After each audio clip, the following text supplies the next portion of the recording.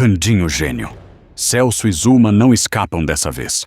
O primo do caipira decidirá revelar tudo o que vem escondendo de Candinho, e a dona da Casa dos Anjos o impedirá.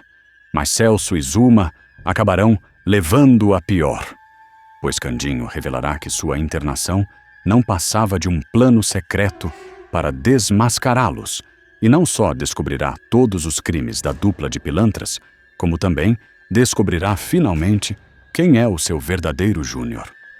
E sem perder tempo, o caipira confrontará os pilantras. Então esse tempo todo, eram vocês que estavam escondendo o meu Júnior de mim? Pois agora vão aprender o que é bom pra tosse, dirá Candinho ao levantar-se do falso coma e colocar Celso e Zuma contra a parede de uma vez por todas. Tudo pode acontecer quando Celso está chegando na igreja, com o coração tomado pelos sentimentos de culpa e luto pelo ocorrido com Candinho. Ele entra no templo com vergonha, como quem sente medo de ser julgado, e confere se está sozinho para rezar em voz alta. Estou sozinho? Acredito que ao menos aqui eu posso colocar para fora o que realmente está em meu coração, sem medo das consequências, murmura o primo do caipira ao se aproximar do altar de velas da igreja, onde se prepara para deixar a sua vela em prol de Candinho, o herói que arriscou a vida para salvar Samir. Celso pega a vela, pinga a cera quente no altar e posiciona a vela ao lado das outras. Ele completa cada ação bem devagar, como se carregasse nas costas o peso de todas as suas ações maldosas e inconsequentes. E talvez ele realmente carregue. O gerente da recentemente destruída fábrica então se ajoelha e inicia suas orações. Meu Deus, eu sei que errei muito nessa vida e nem sempre sou um homem de fé. Mas venho pedir uma luz. Preciso que me ajude a tomar uma decisão difícil. Eu quero fazer o certo, mas tenho medo de não existir perdão para o que fiz. A mente de Celso é tomada pela visão de Candinho, saindo das chamas com Samir em mãos, com a visão do seu primo, acamado, à beira da morte, e com a visão de todo o sofrimento que ele mesmo fez o primo passar. A culpa era tamanha que lágrimas começam a escorrer de seus olhos enquanto ele implora. O fato é que Candinho tem que saber que já encontrou o seu filho. Talvez eu deva mesmo enfrentar as consequências pelo que fiz. E então, Deus, o que faço? Me dê um sinal. E por incrível que pareça, o sinal realmente aparece. Aparece na forma da pessoa mais envolvida nessa história inteira. O garoto roubado do pai. O menino da marca de asas de anjo, que foi salvo pelo sacrifício heróico de Candinho durante o incêndio da fábrica. Quem entra na igreja nesse momento é ninguém mais, ninguém menos que Samir, o próprio filho perdido do caipira, que se aproxima de Celso ao vê-lo e comenta: Olá, Celso, você também veio orar pela melhora de Candinho? Ao ver o menino, Celso sente nas costas o peso da culpa dobrar-se e quase fazê-lo desabar ao chão. O homem começa até a tremer e suar frio. Então, só após alguns instantes, ele responde: Ah, sim, Samir. Eu estou aqui para orar pela recuperação do meu primo querido. O garoto de boina, percebendo que o primo do caipira está agindo meio estranho, pergunta com preocupação: Está tudo bem, Celso? Você está tremendo. E agora o dilema volta a crescer dentro da mente de Celso, onde os pensamentos constantes estão lhe dizendo: Vamos, Celso, é a sua chance de resolver tudo. É a sua chance de contar a verdade e acabar de vez com o sofrimento desse pobre garoto e de Candinho. Celso, seja corajoso e una novamente esse filho perdido ao seu pai. Mas, como era de se esperar, o primo de Candinho fraqueja novamente, se mostrando o verdadeiro covarde egoísta que sempre foi, decidindo não revelar nenhuma verdade e apenas responder disfarçadamente para o menino: Não é nada, Samir. Está tudo bem. É apenas a preocupação com meu primo. Eu nem mesmo tenho dormido direito desde que ele foi parar naquele hospital. E Samir, apesar de confuso com a resposta, aceita e conclui a conversa, colocando a sua vela e se ajoelhando também para rezar enquanto diz: "Ah, certo, então. Agora vamos orar juntos para unir nossa fé e ajudar Candinho a se recuperar e voltar para a gente são e salvo." E é o que os dois fazem naquele momento. Mas Celso passa o resto do dia inteiro reflexivo sobre o seu momento de fraqueza e murmurando para si mesmo: "Ora, Celso, você devia ter falado. Você teve a sua chance e desperdiçou. Você afirma ser um homem mudado, que agora está no caminho do bem, que não mais comete maldades, mas não consegue aceitar as consequências dos seus erros." Então, motivado a acabar de vez com isso tudo, o pilantra vai até a casa dos anjos para encontrar-se com Zuma e afirmar para sua cúmplice: "Já chega, Zuma. Eu estou farto de ser o mentiroso, de sentir a culpa corroendo meu peito. Eu vou contar tudo." Confusa e com medo do que ele quer dizer, a ladra de crianças questiona: "O quê? Do que você está falando, Celso? O que exatamente você quer dizer com contar tudo?" E Celso faz questão de deixar claro: "Quando eu digo tudo, é tudo mesmo, Zuma. Vou contar a Dita, a Estela e a todos o que nós fizemos. Vou contar a eles que nós escondemos o filho de Candinho por todo esse tempo. Contarei que Samir é o Júnior." Ela o confronta: "Ora, Celso, isso por acaso é hora para ter um surto de culpa? Depois de tudo que você fez, sem nunca se preocupar com as consequências, agora você me vem com essa? Logo quando estou grávida. Mas o primo de Candinho não deixa barato. Você pode enganar os outros com essa história de gravidez, Zuma, mas eu lhe conheço muito bem. Além disso, de que adianta essa gravidez falsa se Candinho está prestes a perder a vida naquele hospital?" E ainda continua, perguntando: "Você consegue mesmo deitar a cabeça no travesseiro todas as noites e dormir tranquila, sabendo que Candinho pode partir sem nunca encontrar o filho? E isso é culpa sua?" Como resposta, Zuma faz sua exigência: "Escute aqui, Celso. Você não pode revelar tudo, Celso. Eu não permito." Mas Celso não abaixa a cabeça quando diz: "E o que te faz pensar que eu vim aqui para pedir a sua permissão? Eu não vim para isso. Eu vim apenas avisá-la de que estou tomando essa decisão, para você ter tempo de fugir ou sei lá o que você fará." E conclui sua afirmação dizendo: "Eu ainda não estou pronto, mas passarei essa noite me preparando mentalmente para o momento da revelação. Então, amanhã cedo, irei até o hospital e abrirei meu coração para todos. Contarei toda a verdade." E Zuma nada responde, dando a entender que acaba de aceitar a decisão do cúmplice. Mas, na verdade, em sua mente, só se passa um pensamento: "Eu não posso deixar o banana do Celso estragar tudo. Se ele acha que vai conseguir colocar a boca no trombone, ele está muito errado." Porém, o que os pilantras não sabem é que, enquanto eles debatem sobre contar ou não a verdade sobre suas ações maldosas, Estela e Túlio estão no hospital conversando sobre algo que mudaria para sempre o rumo da vida tanto dos mocinhos quanto dos vilões. O jovem médico, preocupado, comenta aos sussurros para a enfermeira: "Será que esse plano dará certo?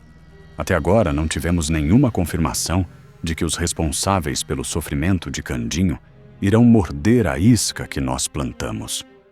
E a enfermeira opina, dizendo: "Ah, mas eles vão morder. Nós só precisamos ter paciência e fé. Ao fim desse plano todo, tudo valerá a pena quando estivermos com os alvos bem nas nossas mãos, incapazes de escapar novamente." Mas Túlio apresenta suas preocupações. "O que me preocupa é que nós sequer sabemos ainda quem são esses alvos. Apenas desconfiamos de quem pode ser. Mas nós estamos contando de que eles se revelarão quando chegar a hora." Mas Estela reafirma sua opinião: "Confie em mim, Túlio. Eles irão se revelar. Algo em meu coração me diz que os alvos vão cair na armadilha que preparamos. E isso vai acontecer logo logo." E o jovem médico aceita: "Certo, Estela. Você tem razão. Vamos confiar no plano, vamos confiar em Candinho e ter fé. Então, finalmente, chega o dia seguinte, que Celso aguardou ansiosamente, passando a noite inteira em claro, convencendo a si mesmo de que revelar a verdade é a melhor escolha a se tomar. Você não pode fraquejar de novo, você vai contar tudo, afirma o primo de Candinho para o espelho, tentando convencer a si mesmo de que não é um baita covarde e um parasita na vida dos amigos e familiares. Celso pega seu chapéu e parte imediatamente para o hospital, onde, ao chegar, percebe que se encontra na mesma situação que estava lá na igreja. Ele sente o peso em suas costas, que o faz caminhar devagar até em frente ao quarto de Candinho. Em frente à porta, o pilantra respira fundo e volta a repetir para si: "Vamos, Celso, você consegue, é hora de ser o mocinho da história." Então, sem enrolar mais, Celso abre a porta e já entra no cômodo afirmando: "Pessoal, eu tenho um comunicado a fazer." Mas para a surpresa do vilão arrependido, não há mais ninguém naquele quarto além do Candinho, que se encontra desacordado, o que faz ele murmurar: "Ué, esse lugar está vazio dessa forma. Onde estão todos?" Então, vem mais uma surpresa. Zuma invade o quarto de repente, saltando com as mãos na boca de Celso e falando: "Cale-se, Celso." Mas quando o primo do caipira tira as mãos dela da boca, ele afirma, reclamando: "Pelo amor de Deus, Zuma, não está vendo que não tem ninguém aqui? Eu não iria conseguir revelar nada de qualquer maneira." A megera olha ao redor, percebendo que ele está certo, e solta um suspiro aliviado.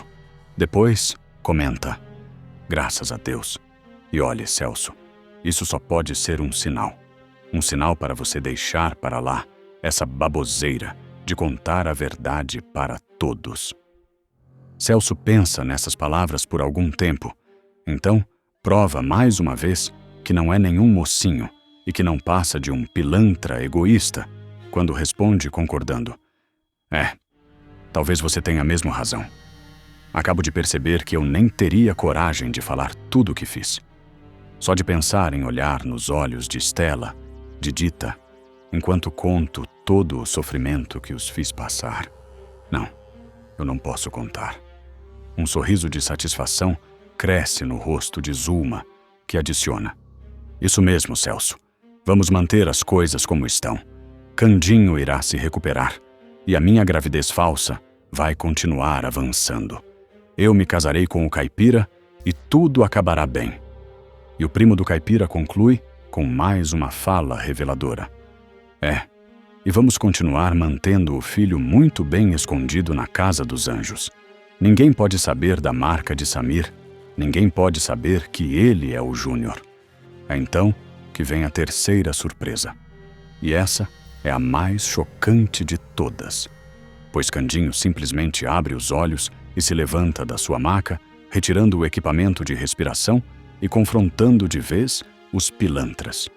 Então, esse tempo todo, eram vocês que estavam escondendo o Júnior de mim? Pois agora, vocês vão aprender o que é bom para tosse. O choque dos vilões foi tanto que seus olhos arregalaram e as pernas fraquejaram, enquanto eles gritam ao mesmo tempo: "Candinho, você está acordado? Mas como?" E de repente, começam a sair de todas as portas ao redor o restante da equipe de amigos responsáveis por montar essa armadilha para os pilantras: Dita, Estela e Túlio, que se aproximam com sorrisos de satisfação no rosto. A enfermeira comenta, com grande pesar na voz: "Eu sabia que os pilantras cairiam feito patinhos na isca. E eu até esperava isso da Zuma. Mas até você está envolvido nisso, Celso." Confuso, o primo do caipira tenta se explicar: "Estela, meu amor, não é o que você está pensando. O que aconteceu é que..." Mas Dita não deixa ele continuar suas desculpas esfarrapadas, exclamando: "Não tenta se explicar não, Cerso, que agora já era pra vocês, seus bandido. Nós pegou, vocês foi no pulo e vocês não vão conseguir escapar dessa vez." Celso, percebendo finalmente que a internação emergencial de Candinho não passava de um plano para pegar os pilantras, começa a tentar pagar de bonzinho desesperadamente. Não! Vocês estão errados. Eu já ia confessar tudo. Eu sou uma pessoa boa agora. Vocês têm que acreditar em mim. Eu juro que eu ia contar tudo, que eu ia resolver tudo o que eu fiz, que ia compensar todo o sofrimento que causei. Mas Candinho finalmente ergue a voz e o confronta. Olha, Cerso, é melhor você se calar logo de uma vez, porque você não vai mais me fazer de besta. Dessa vez, eu que fiz vocês de besta, fingindo que estava doente só para pegar vocês no pulo.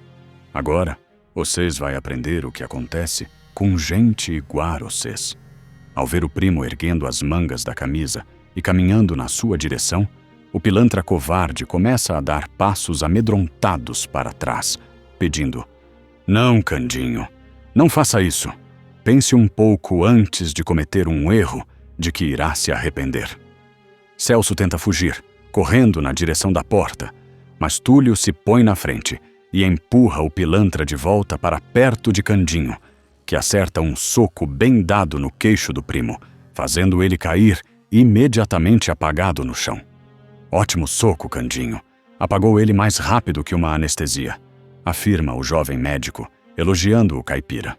O pai de Samir agora se vira para Zulma, exclamando com raiva na voz: E você, Zurma, o que eu queria é fazer com você a mesma coisa que eu fiz com Cerso, mas você tem. É sorte que eu não posso lhe dar um belo de um sopapo. Mas Dita intervém para afirmar: Não seja por isso, Candinho, porque eu posso. E agora é a vez de Zulma ficar assustada com a aproximação da caipira. A megera implora: Não, espere, eu estou grávida sim. Saia de perto de mim, sua caipira. Então, para concluir de vez o plano dos mocinhos com sucesso, Dita senta o sarrafo na pilantra da Zulma até ela implorar para ser levada pela polícia e ver se acaba com a surra. E você aí de casa, acha que Candinho e Dita poderão finalmente viver feliz junto de Samir? Ou o casal de vilões milionários, Ernesto e Sandra, ainda voltarão a ser uma pedra no sapato do casal de caipiras? Conta pra gente aqui nos comentários. Até a próxima!